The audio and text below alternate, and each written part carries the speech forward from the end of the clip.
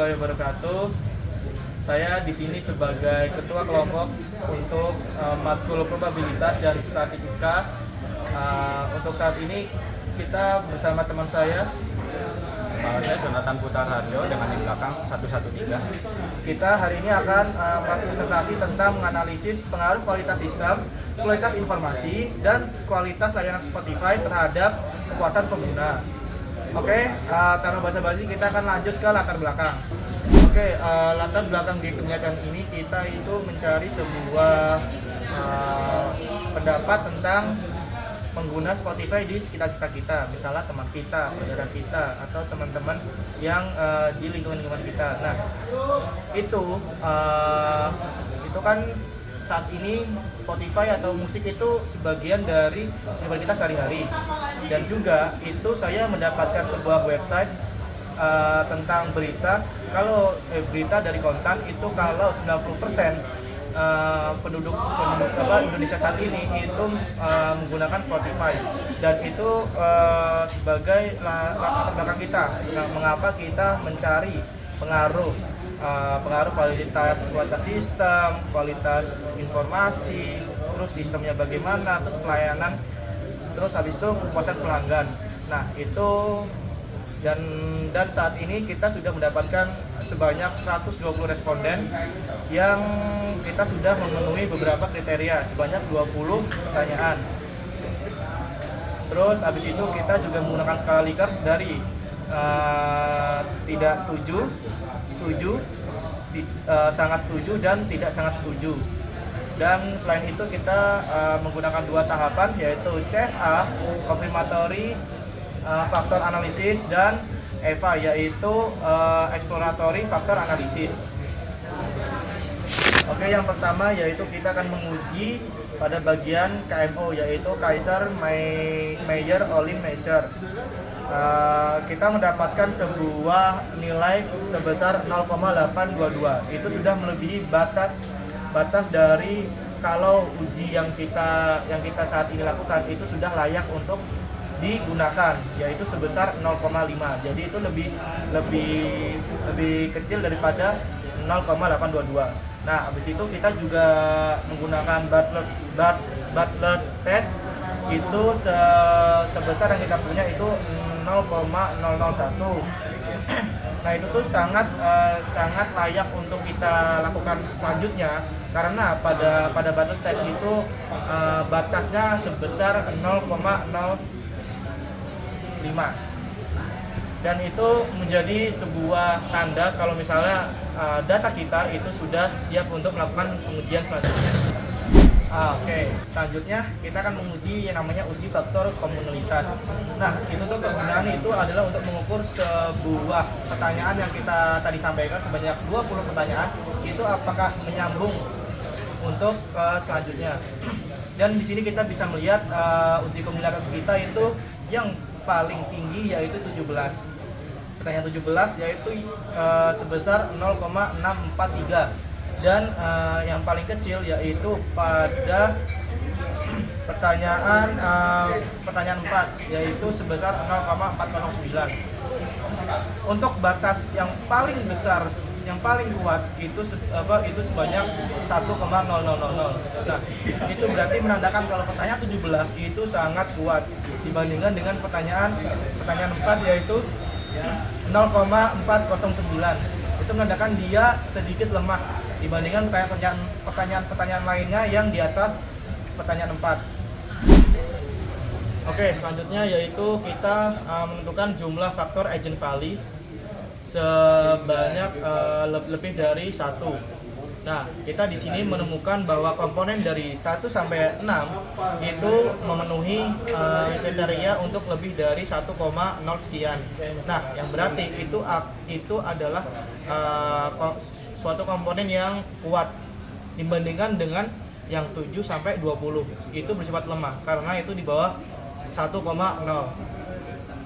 Dan selanjutnya untuk faktor agent value itu juga berguna untuk menentukan sebuah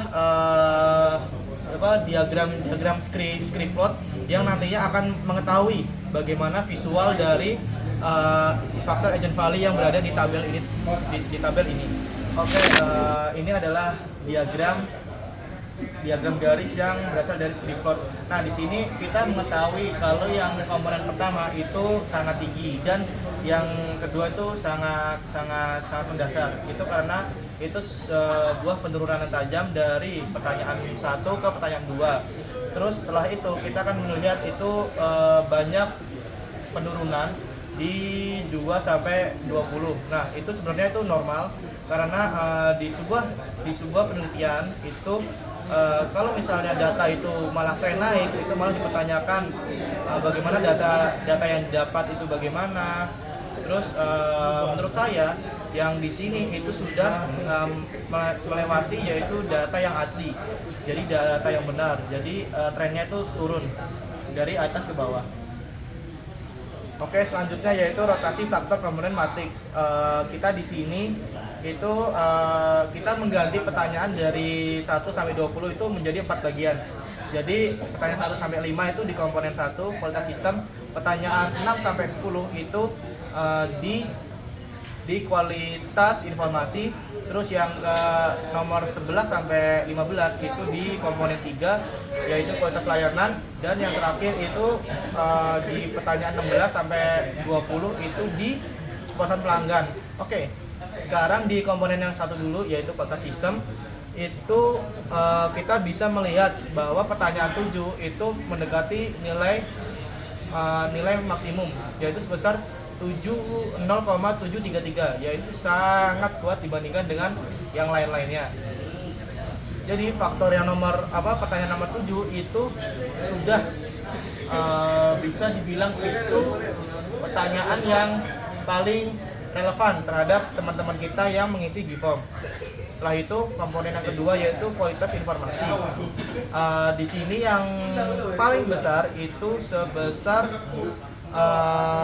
P19 yaitu sebesar 0,649.